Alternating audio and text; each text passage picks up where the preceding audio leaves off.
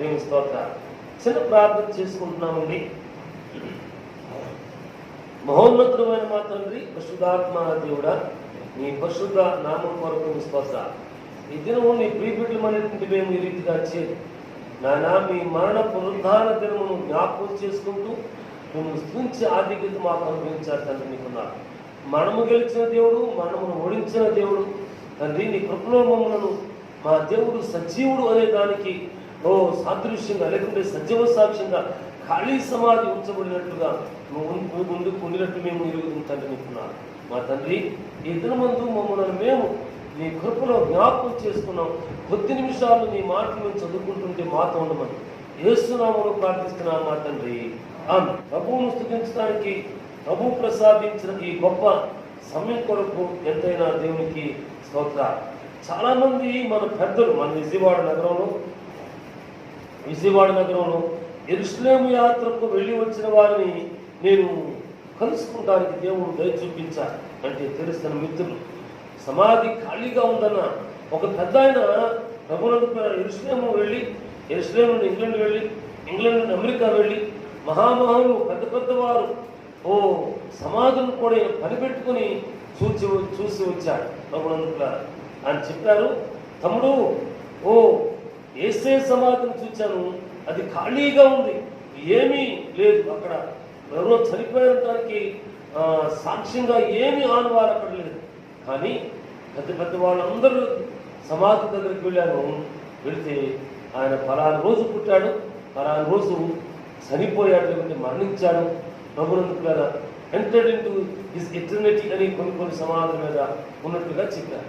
అవును, మన దేవుడు సజీవుడు, మనము కూడా సజీవుడుగానే జీవించడానికి దేవుడు మన ఎడల కృప చూపిస్తున్నాడు. అయితే ఈ కాలము గడిచిన దినము నేను ఆలోచన చేసుకుంటుంటే ఈ రీతిగా తలంపులు వచ్చి ఇది సిద్ధపడవలసినటువంటి కాలం. విశ్వాసంతో, ప్రార్థనతో, నిరీక్షణతో, యథార్థతతో, పరిశుద్ధతతో, నమ్మకత్వంతో ప్రభువునందు సిద్ధపడవలసినటువంటి కాలం.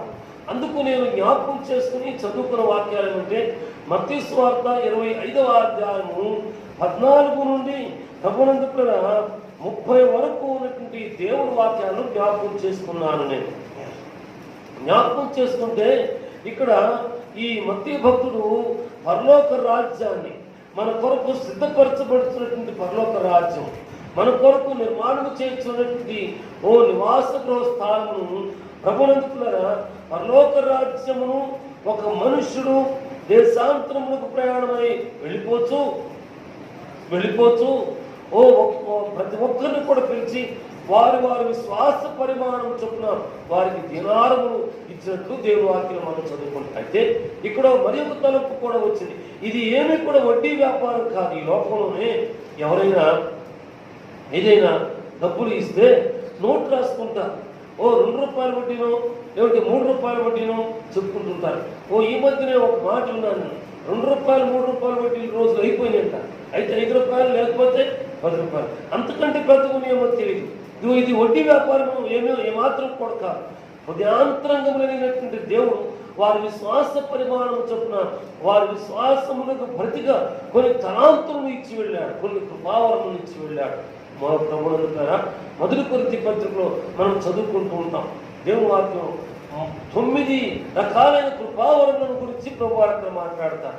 అయితే సిద్ధపడుతున్న ఈ కాలంలో దేవుని పిల్లమైనటువంటి మనము ప్రభువునందు ఒక తలాంతును సంపాదించుకునేందుకు, లేదంటే ప్రభువు ఇచ్చిన తలాంతును బట్టి మరి ఒక్కరిని సంపాదించేందుకు ప్రయాసపడవలసిన వారుగా మనం ఉంటాం. సిద్ధపడవలసిన వారుగా ఉంటాం.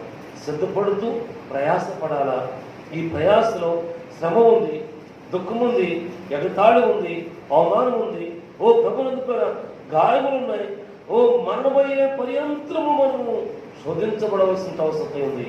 ప్రభువునందు దేవుని ప్రియులం కదా. అయితే ఈ దేవుని ప్రియులమట కలిసినప్పుడు దేవుని స్థితిలో చేరినప్పుడు స్తుతించువారు మాత్రమే. కానీ అన్నా వారు అట్లాగన్నా అన్నా లేదు ఆయమ్మ ఎట్లాగన్నా ఇవి చెప్పుకునేందుకు కలవకూడదట.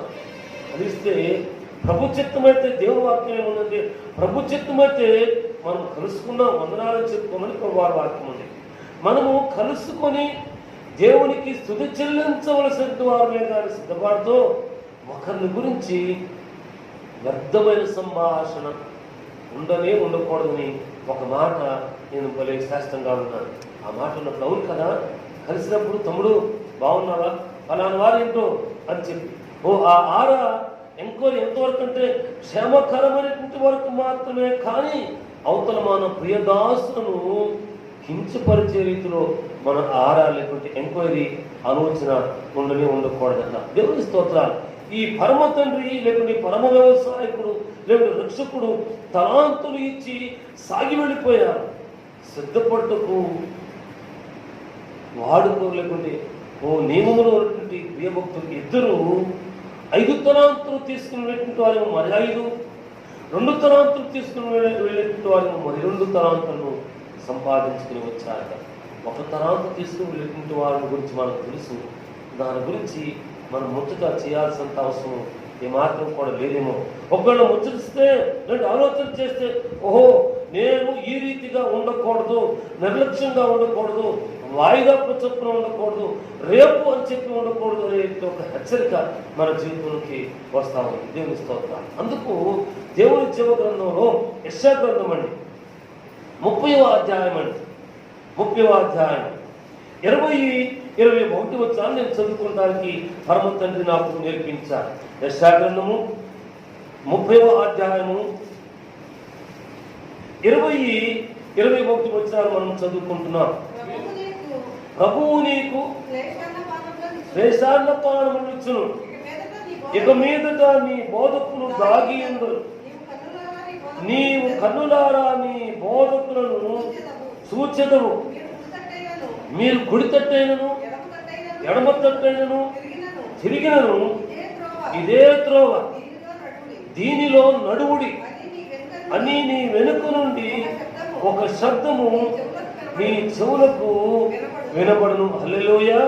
ప్రభువునందు సిద్ధపడుచు తలాంతులు సంపాదించుకుంటూ కృపావరమును సంపాదించుకుంటూ కృపావరములకు అనుగుణముగా దేవుని కృపలో వర్ధిల్లుతున్నటువంటి మనకు వినపడవలసినటువంటి ఓ శ్రేష్టమైనటువంటి పరమవాక్కులు ఇవి అన్నమాట. ప్రభువునందుకులారా దేవుని సన్నిధిలో దేవుని ప్రియమైనటువంటి మనం పెద్దలు చెప్పగా నేను విన్నా, ఎంత అలసటపోయినా సరే మా నాన్నగారి గురించి నేను విన్నా చెప్తుంటే ఓ 2-3 గంటల వరకు నిద్రపోయిన ప్రార్థన చేసి అట్లా కనుమూసిన మరలా 2-4 గంటలకి లేవు ప్రార్థనా సమయం అయిపోయింది అని చెప్పి వారు నిద్రలేపినవాట. ఆధిక్యత నాకు దొరికితే బాగుంది కదా అప్పుడప్పుడు అనిపిస్తూ ఉంటుంది, ఇప్పుడు కూడా అనిపిస్తూ ఉంది. ఓ ప్రభువునందు అంతగా నమ్మకంగా జీవిస్తున్నానా మనము? నేను జీవిస్తున్నానంటే లేదు. ఇక్కడ అంటున్నాడు కదా ప్రభువునందుతారా, ప్రభువు నీకు శ్రేషాన్నము అన్నపానములు ఇస్తాడు, సమృద్ధినిస్తాడు, ఏ కొదువ వచ్చాడు. మన పూర్వమందు మా చిన్నప్పుడు పెద్దలు నూకలను తినేవారండి. పొలం గట్టు మీద వెళుతూ ఆ గట్టు మీద మొలిసిన తోటకూర మొక్కను తీసుకుని వచ్చి వంట చేసుకునేవారండి. ఆ రోజులు పోయినాయి. ఈ రోజుల్లో నాకు గుర్తున్నంత వరకు లేకుంటే మన ప్రాంతంలో శాంతం పల్లెటూరులో ఎవరైనా తింటున్నారేమో కానీ నూకలన్నం తినేవారు ఎవరు కూడా నేనే. సాధ్యమైనంత వరకు శ్రేష్టమైనటువంటి ఆహార్యాలను ప్రభావిస్తున్నాను. ఏమో లేనప్పుడు కొన్ని పరిస్థితులు బట్టి 1 రోజు ఉపవాసం ఉంటున్నామేమో, 2 రోజులు ఉపవాసం ఉంటామేమో, కానీ దేవుడు భద్రపరిచి అన్ని పానములను అన్నపానములను అన్ని రకమైన 2 పానములు ఇస్తున్నాము. దానిని మనము నిర్లక్ష్యము చేయకూడదు అనేది ఒకటి ఇక్కడ చదువుకున్నప్పుడు జ్ఞాపకం వచ్చి చదువుకున్నప్పుడు నేను ప్రభునందుకులారా ఆలోచన చేశాను. ప్రభునందుకులారా దేవుడు మనకు అందిస్తున్నాడు, ఆహార్యములతో పాటు దీర్ఘాయువు ఇస్తున్నాడు. ఏమాత్రం కూడా నిర్లక్ష్యముగా ఉండకుండా దేవుని రాకడ కొరకు సమాధిని మరణమును ఓడించి తిరిగి మృత్యుంజయుడైన యేసయ్యను ఎదుర్కొనేందుకు ఎంతైనాను సిద్ధపడవలసిన వారుగా మనం ఉంటున్నాం. 2వ మాట అంటున్నాడు కదా ప్రవక్త, ఇక మీదట నీ బోధకులు దాగి ఉన్నది, నీవు కన్నులారా నీ బోధకులను చూస్తాం. అవును, ఈ త్వరటి రోజుల్లోనే బోధకులు పరిచారకులు కనపడేవారు కాదు. విజయవాడలో బందర్ రాజరత్నం గారు సభలు జరిగితే ఆ తర్వాత వారికులు సుదర్శన్ గారి సభలు అని చెప్పుకునేవారు. ఎక్కడెక్కడి నుంచో వచ్చేసేవారు. నాకు బాగా గుర్తు, మత్తగారు, ఇప్పుడే మత్తగారు, అప్పుడే టీచర్ గారు గొడవల్లో ఉంటూ తన నలుగురు కూతుర్ని అయితే బుధవారం రాత్రికో గురువారమో వచ్చి ఈ 4 రోజుల కూటాలకి ఇక్కడ ఉండి అయిపోయిన తర్వాత తెలియదు. ప్రభునందుకులారా, బోధకులు అప్పుడు లేరు, ఇప్పుడు ప్రతి చోట దేవుని వాక్యం వినబడలేదు అంటానికి వీళ్ళు లేకోకుండా. నిన్ననే ఒక దైవ సేవకుడు, నిన్ను 2 రోజుల క్రితం అనుకుంటాను, మా ఇంటికి వస్తే ఆ మాట ఈ మాట వచ్చి నేను అన్నాను, తమ్ముడు, పరిచర్యకు వాక్యమునకు కొదువ లేదు, విని లోబడేవారు మాత్రమే తక్కువైపోయారు. దేవుని స్తోత్రాలు. ప్రభునందుకు బోధకులు ఇక దాగి ఉండరట. నీవు కన్నులారా చూచుచుండగానే బోధకులు నీరుతూ ఉంటారు. అవును, టీవీల ద్వారా, కరపత్రాల ద్వారా, ప్రభునందుకు రకరకాలుగా దేవుని వాక్యం అందించబడుతుంది. అంతెందుకు, విమర్శగా కాకుండా సహృదయంగా ఆలోచన చేయండి. ఒక సంఘంలో పాటలు పాడి వాక్యాలు చదివేవారు ఉన్నారనుకున్నాం. వారికి సరైన సమయంలో సరైన రీతిగా ఆధిక్యత ఇవ్వకపోతే ఈ ప్రీబిడ్డలు భక్తులు ఏం చేసినట్టు దేవుడు నన్ను సాగు పిలిచాడని చెప్పి అంటారు. ఒక నలుగురు కలిసి వచ్చి ఒక ఇంటి అద్దెకి తీసుకుని పరిచయం ప్రారంభిస్తున్నారు. దేవుని స్తోత్రం. ఇక్కడ ఒక 4 నెలల్లో ఒక సంవత్సరం జరుగుతుంది. ఈ ఇద్దరిలో ఎవరో ఒకరికి ఒక ఆయన వాక్యం చెబుతుండే, ఒక ఆయన ప్రార్థన చేస్తుంటే పొరపాటు 1 వారమో 2 వారాలు ప్రార్థనకో పాటకో వాక్యానికో స్థానం అనుకోండి, దేవుడు నన్ను సాగు పిలిచాడు. ఈ ఇంటిని అనుకుని ఇంకొక ఇల్లద్దె తీసుకుని ఇక్కడ పరిచర్య ప్రారంభిస్తున్నాడు. సరే, ముగింపు ప్రతిఫలము, ఆశీర్వాదము, బహుమానం ఆనిస్తాడు. బోధకులు దాగి ఉండరు అనే మాటకు ప్రవచన వాక్యానికి ఈ సజీవ సత్యాలు చెప్పుకుంటున్నాం మనం. ప్రభునందుకు ఇక బోధకులు దాగి ఉండరట. ఎవరైనా నేను వెళ్ళలేదండి, లేకపోతే నాకు తెలియదండి, లేకుంటే సిద్ధపడేవాడండి, లోపడేవాడండి అని చెప్పి అంటానికి వీలు ఏమాత్రం కూడా లేదు. స్తోత్రం. ప్రభునందుకులారా, ఇక మీదట నీ బోధకులు దాగి ఉన్నారు. నీవు కనులారా నీ బోధకులను నువ్వు చూస్తావు. ప్రభునందుకులారా, మన పెద్దలకే కనుక ఇన్ని ప్రయాణ సాధన ఉంటే ఇంకెంత సాగు చేసేవాడు. మన పెద్దలు ప్రభునందుకులారా కాలినడకను ఎక్కడెక్కడికో వెళ్ళి సాగు చేసి వచ్చారు, సాక్ష్యం చెప్పించారు. మన పెద్దలకే కనుక ఇన్ని ప్రయాణ సాధనాలు ఉంటే ఇంకెంతమందిని సంపాదించేవారు. అంతెందుకు, పౌలు భక్తునికే ఈ వాడలు ఇదిగోండి లేకుంటే కాలినడక కాకుండా ఇన్ని ప్రయాణ సాధనాలు ఆనాటి దినాలు ఉంటే ఇంకెన్ని పత్రికలు రాసేవాడో, ఇంకెన్ని ఉత్తరాలు రాసేవాడో. ప్రభునందుకులారా, దేవుడు మనకు శ్రేష్టమైన ఆధిక్యతనిచ్చాడు. ఆధిక్యతలో సిద్ధపడుతున్న వారంగా, ఎదురు చూస్తున్న వారంగా, మనకు ప్రభుత్వం సాధించిన తలాంతులు నిర్లక్ష్యము చేయకోకుండా, కృపావరము దాన్ని నిర్లక్ష్యము చేయకోకుండా దేవుని కృపలో వర్ధిల్లేటువంటి వారంగా ఆయన రాకడ కొరకు బహుమానము సంపాదించుకునే వారంగా సాగి వెళ్ళడం.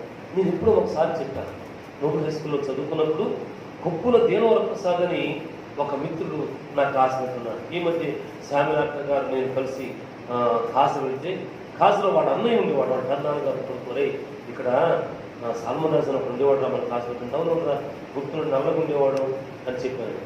ప్రభునందుకులారా, అయితే నేను చెప్పాను, రన్నింగ్ రేస్ పెట్టారు, ముగింపు ఫైనల్. క్లాస్ మొత్తాన్ని పిలిస్తే 3 గ్రూపులు చేస్తారు కదా, 3 గ్రూపులు 4 గ్రూపులు ఫైనల్గా ఒక 7-8 మంది ఉన్నాం. నా ప్రక్కన కొప్పులు తినప్రసాద్ అని, అప్పుడు నేను 10వ తరగతి, నా చిన్నప్పుడు కొంచెం లావుగాను బొగ్గులు ఉండేదండి. నేను వాడు నాకంటే ఎంత లావు ఉండేవాడు అనుకున్నాను. నేను వాడిని చూసి వీడు ఎంతైనా పరిగెత్తలేడు, నేనే ఫస్ట్ వస్తాను అనుకున్నాను. మా డ్రిల్ మాస్టర్ గారి పేరు దేవయ్య గారు. ఆ నిలబడి రెడీ స్టడీ అని చెప్పి విసుగుతే పూజేసరికి నేను పరిగెత్తుతూ చూసాను, నా పక్కన లేడు, అలంత దూరం ఉన్నాడు. నేనేమనుకున్నానండి, ఈయన చూసి వాడికంటే నేను బాగా పరిగెడతాను. సిద్ధపడే జీవితంలోనే మనం అనుకుంటూ ఉంటాం, మన పక్క వారిని చూచి, మన ఇరుగు పొరుగు వారిని చూచి, మన తోటి విశ్వాసం చూచి వారికంటే నేను బాగానే ఉన్నాను, ప్రార్థన చేస్తున్నా, బైబిల్ చదువుతున్నా, నమ్మకంగా ఉంటున్నా, వారి గురించి వీటి గురించి మాట్లాడటం లేదు, అలగటం లేదు, ఎదురు తిరగటం లేదు, ఏవేవో ఆలోచన చేసుకుంటూ ఉంటాం. ప్రభు అటువంటి వాటన్నింటిని కూడా విడిచిపెడతాము. 21 వచ్చిన మొదటి భాగం చూడండి. మీరు కుడి తట్టైనను ఎడమ తట్టైనను ఒకవేళ తిరిగే జీవితం ఉంటే, నిర్లక్ష్య జీవితంలో ఉంటే వెనక నుండి ఒక మాట వినబడుతుందట, ఇదే త్రోవ, దీనిలో నడువుడి అని నీ వెనుక నుండి ఒక శబ్దము నీ చెవులకు వినబడును. హల్లెలూయా! అది ఏ శబ్దము? అది ఎవరి స్వరము? అది ఎవరి మాట అంటే నీది నాది కాదు. కళ్ళకు పులిపాటు రానివ్వకుండా, కళ్ళకు నిద్ర రానివ్వకుండా, అలసలు చెందకుండా ప్రతినిత్యము తన ప్రియ బిడ్డలను మంచి గొర్రెల కాపరిగా కాయుచున్నటువంటి మన పరమరక్షకుని యొక్క స్వరము, మన పరమ తండ్రి యొక్క స్వరము ఒకవేళ సిద్ధపడుతున్న ఈ చివరి యాత్రలో, సాగి వెళుతున్న ఈ చివరి యాత్రలో మనం కుడి తట్టుకైనా ఎడమ తట్టుకైనా చూడకూడదట, తిరగకూడదట. తిరిగితే మన నీడను చూసి మనమే భయపడేటువంటి స్థితిలోనికి పడిపోతాము అన్నమాట. నేను చాలా పెద్దవాడిని ఎక్కాను అనుకుంటూ ఉంటే అక్కడి నుంచి దిగి రావటానికి చేత కానే కాదు. అవును, నా వరకు నేను, మన వరకు మనము సాగి వెళుతూ నేను పర్వాలేదు అనుకుంటే మరలా మనం పడిపోయిన మనం హెచ్చించుకున్న జీవితం ఉండే సమరైన జీవితము, లేకపోతే పరిశీలన జీవితము. ఆ జీవితము జ్ఞాపకం వచ్చిన తర్వాత కన్నీరు పెట్టాల్సిన అవసరం. ఆ కన్నీటికి బదులు ఆత్మ సంబంధమైనటువంటి, దైవ సంబంధమైనటువంటి దుఃఖమును కన్నీటిని కలిగి ఉంటే రక్షణార్థమైనటువంటి దేవుని కృప, దేవుని వాగ్దానం, ఆయన పిలువగానే ఎదుర్కొనేటువంటి జీవితము మనకు జరుగుతుంది. తమ తండ్రి ఇస్తా ఇక్కడ అంటున్నాడు, ఇదే త్రోవ, దీనిలో ఉన్నాడు అని వెనక నుండి ఒక శబ్దము నీ చెవులకు వినపడు. ఆ స్వరము ఎప్పుడు కూడా వినపడుతూనే ఉండాలి. లేకుంటే మనం పడిపోతున్నామంటే, తప్పిపోతున్నామంటే, నిర్లక్ష్యంలోనికి సొంతపాటు జీవితంలో, ఎదుర్కొనే జీవితంలో పర్వాలేదు అని చెప్పుకునేటువంటి జీవితం ఉంటే ఆ మాట మనకు వినపడే స్థితిలో మనం ఉంటే ఎంత మేలో, ఎంత ఆశీర్వాదమో. యోహాను సువార్త 15వ అధ్యాయంలో మంచి మాటలు ఉన్నాయి. గమనించారా? 4వ వచనంలో యోహాను సువార్త 15వ అధ్యాయం 4వ వచనంలో, నాయందు మీరు నిలిచి ఉండండి, నేను మీ అందు నిలిచి ఉంటాను. తీగె ద్రాక్షావళిలో నిలిచి ఉంటే కానీ తనంతట తానే ఎలాగో ఫలింపదో, అలాగే నా యందు నిలిచి ఉంటేనే కానీ మీరు ఫలింపరు. సాగి వెళ్ళే ఈ జీవన యాత్ర, దేవునితో నిలిచి ఉండాలట, దేవుని సంఘములో నిలిచి ఉండాలట. గడిచిన శుక్రవారం నాడే మన యేసయ్య తన పనిని ముగించుకుని తండ్రికి తన ఆత్మను అప్పగించుకున్నాడు. ఆయన అప్పగించి వెళ్ళిపోతూ మనను తన స్వరత్వం ఇచ్చి సంపాదించి పెట్టిన సంఘానికి అప్పగించి వెళ్ళాడని మర్చించుకున్నాడు. ఈ సంఘము ప్రార్థన చేస్తుందని, ప్రేమిస్తుందని, ఎంక్వైరీ చేస్తోందని, ఆరాధడుతోందని, హెచ్చరిక చేస్తోందని కూడా మనము ముచ్చరించుకున్నాం. అవును, మనం తీగం ఎంతవరకు అండి, ఎంత వర్షం అయినా కానీ అబ్బా వర్షం వస్తుందని అనుకుంటాం, ఎట్లా కొట్లా కూర్చుంటాం, సాగిలాడుతూ ఉంటాం. తాటాకుల్లో ఉంటే నీళ్లు కారుతుంటే బ్రేక్ ఏదో పెడుతూ ఉంటుంటాం. కానీ వేసవకాలం 8 గంటలు దాటితే బయటికి రావడానికి వీలు లేదు, వేడి, సాగలేము. ప్రభునందు ఎండిపోతామేమో, కాలిపోతామేమో. ప్రభునందు ప్రేరా మనం దేవునిలో నిలిచి ఉండాలి. నా యందు నిలిచి ఉంటేనే తనంతటే తానే ఎలాగ ఫలింపదో మీరు కూడా ప్రభునందులారా మనము కూడా ఆయన నిలిచున్నాం, దేవుల్లో నిలిచి ఉన్నాం, దేవునితో సహవాసం కలిగి ఉన్నాం, దేవుని కృపలో వృత్తిలేటి వారముగా ఉన్నాం, సిద్ధపడే వారంగా ఎప్పుడు కూడా ప్రతినిత్యం సాగిపడే వారం. ఓ సిద్ధపడుతూ ఉంటే, సాగి పెడుతుంటే, ఒకవేళ కుడి తట్టుకైనా ఎడమ తట్టుకైనా ఓ తిరిగితే మన వెనుక ప్రభు మనతో మాట్లాడతాడు. తప్పిపోము, పడిపోము. ప్రభునందుకురా, ఓ ప్రభునందుకురా, లోతు జీవిత భాగస్వామి వెనుతిరిగి చూడము, ఉప్పు స్తంభముగా అక్కడ ఆగిపోము. అందుకే దేవుని వైపు చూస్తూ మాత్రమే గురి ఎద్దుకు పరిగెడేటువంటి దేవుని ప్రియంగా మనం సాగి వెళ్ళడానికి సంసిద్ధమవుతాం. దేవుని స్తోత్ర. పరిశుద్ధ గ్రంథంలో 3వ సత్యవాక్యము నేను ప్రభు జ్ఞాపకం చేసిన వాక్కులు 119వ కీర్తనలో ప్రభునందులారా 168వ వచనాన్ని మనం చదువుకుంటున్నాం. 119వ కీర్తన 168. నా మార్గములన్నీ నీ ఎదుటనున్నవి, నీ ఉపదేశములను నీ శాస్త్రములను నేను అనుసరించుతూ ఉన్నాను. నా మార్గములన్నీ కూడా, నా జీవనయాత్ర అంతా కూడా నీతో ఉంది. గడిచిన దినాల్లోనే చెప్పుకున్నాను కదా, ఏవేవో ఎదురైనాయి. ఈ మందిరం వద్దు, ఇల్లు వద్దు, ఈ వాక్యం వద్దని బయలుదేరి వెళ్ళిపోయాను. ప్రభు నన్ను నాతో ఏ రీతిగా మాట్లాడాలో ఒక అన్యుడితో మాట్లాడించాను. ఏమి పాస్టర్ గారిని ట్యాగ్ కానీ, నేను పాస్టర్ గారు అంటానికి సిలువ దండ కానీ ఏమీ లేదు, ఆయనతోనే మాట్లాడించాడు. ఇంకొకసారి ఇద్దరం కూడా వెళ్ళిపోయాం. మా ఇంటి వారికి మేము ఎక్కడికి వెళ్ళామో ఎక్కడున్నామో కూడా తెలియదు. ఓ దేవుని దాసులతో మాట్లాడించాడు. అవును కదా, మనలో చాలా మంది వెళ్ళిపోదాం అని బయలుదేరతారు. ఎక్కడికి వెళ్తారు? దేవుని కనిపిస్తుండి అని వెళ్తున్నాం. మనం దేవునికి అప్పగించాల్సి ఉంటుంది. మూలవాక్యం చదువుకున్నామే, 5 తలాంతులు తీసుకున్నట్టు ఆయన వచ్చే పర్యంతంలో సిద్ధపడుతూ ప్రయాసపడుతూ మరి 5 తలాంతులు తీసుకుని వచ్చాడట. నువ్వు పంపించాలే, ఇల్లు వచ్చారంటే నువ్వు వీలు. ఇక్కడ క్రైస్తవ జీవితంలో ఇది మేలైన సాక్షాత్ జీవితం. ఒకడంటున్నాడు, నా మార్గములన్నీ నీ ఎదుట ఉన్నవి, నీ ఉపదేశములను నీ శాస్త్రములను నేను అనుసరిస్తున్నాను. అనుసరించేటువంటి మనం ఏం చేస్తామంట? సాక్ష్యం చెప్పకుండా, ప్రార్థన చేయకోకుండా, వాక్యం చదవకుండా ఉండలేము అనమాట, ఉండకూడదు అనమాట. దేవుస్తాం అంతగా సాగి వెళ్ళచ్చు.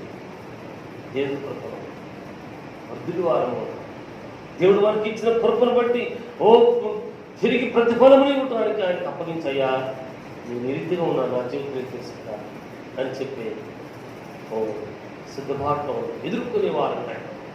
మన జీవితం కాకడా గురించి చెప్పాను కదా, కాకడ ఎల్లప్పుడూ వెలుగుతూనే ఉండాలి, ఆరిపోవద్దు. దేవుడు తన కృపలో మనలను చూచుచున్న దేవుడు, కృప చూపిస్తున్న దేవుడు. దేవుని స్తోత్రం. అందుకు దేవుని వాక్యంలో ఒక మంచి వాక్యం ముగింపులో వచ్చేసాం. 4వ వాక్యం ప్రభునందులారా, లూకాసు వార్త 12వ అధ్యాయం 31, 32 వచనాలు చదువుకున్నాం. మీరైతే మనమైతే ఆయన రాజ్యమును వెతుకుడి, దానితో కూడా ఇవన్నీ కూడా మీకు అనుగ్రహించబడతాయి. చిన్న మంద, ఈ మాట చిన్న మంద ఎంత పెద్దవాళ్ళు ఏంటి? మనం 6 అడుగులు 6-4 పిల్లలు ఈ రోజుల్లో 6 పైన పెరిగిపోతున్నారట. నేనంటాను, చిన్నపిల్లలతో పెరగాలి, పెద్దవాళ్ళైనా కావచ్చు కాక. సిద్ధపడుతున్న ఈ జీవన యాత్ర, ఎదుర్కొనవలసిన ఈ జీవన యాత్రలో మన తండ్రి పిలుస్తుంది. చిన్న మంద, నాయన అవును స్వామి అని చెప్పవలసిన వారు. జీవిస్తాం. మీరైతే, మనమైతే, మన కుటుంబం అయితే ఆ నీతిని, ఆయన రాజ్యమును మొదట బతకండి, అవన్నీ కూడా అనుగ్రహించబడతాయి. సరించన్నాడు. ఒకవేళ భగవాన్ అనుకుంటారేమో, చిన్నమందా నా బిడ్డలారా భయపడవద్దు, దేవుని స్తోత్రం. సిద్ధపడుతున్న ఈ విశ్వాస జీవనయాత్ర, ఆయన రాకడ కొరకు ఎదురు చూస్తున్న ఈ జీవనయాత్ర మనం ఇప్పుడు ఆయన పిలిచే పర్యంతరము చిన్నమందగానే సాగి వెళ్దాం. మన త్రోవలో బోధకులు మనకి ఎల్లప్పుడూ కూడా కనబడుతూనే ఉంటారు. కుడి తగ్గికైనా ఎడమ తగ్గికైనా తిరగకుండా జాగ్రత్తగా సాగి వెళ్దాం. దేవుని స్తోత్రం. నా యందు నిలిచి ఉండండి, మీరు ఫలిస్తారు అని చెప్పాడు. నీ శాస్త్రమును నేను గైకుంటున్నానయ్యా అని భక్తుడు దావీదు సెలవించాడు. లోకాసువార్తను కొద్దిసరిగా భక్తుడు రాన్నాడు.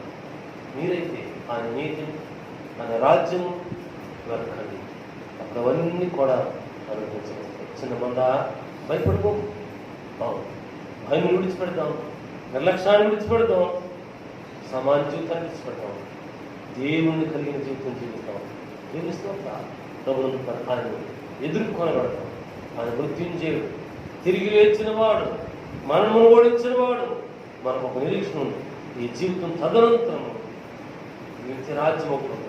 ఆ నిత్య రాజ్యంలో ప్రవేశించడానికి దేవుని ప్రేమగా సాగి వెళ్తాం, సాక్షులుగా ఉంటాం, ఆత్మను సంపాదిస్తాం, సంఘంలో అంగముగా ఉంటాం.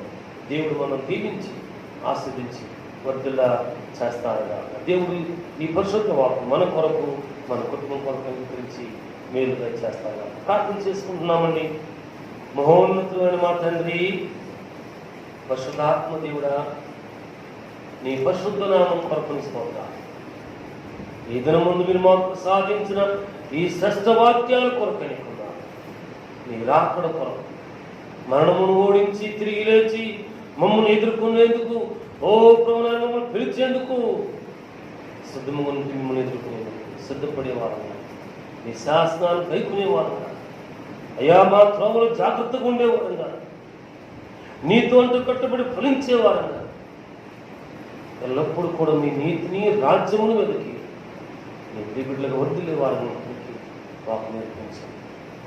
ఈ జీవనయాత్రలో నీ కృపలో మమ్మల్ని భద్రపరిచి మహిమ పొందమని, నీ దీవుని ఉంచమని, మేము చదువుకుని శ్రేష్ఠ వార్త మా ప్రియులకు, మా కుటుంబాలకు దీవుని కారణంగా మార్చమని యేసు నామములో ప్రార్థిస్తున్నాము తండ్రి. ఆమేన్.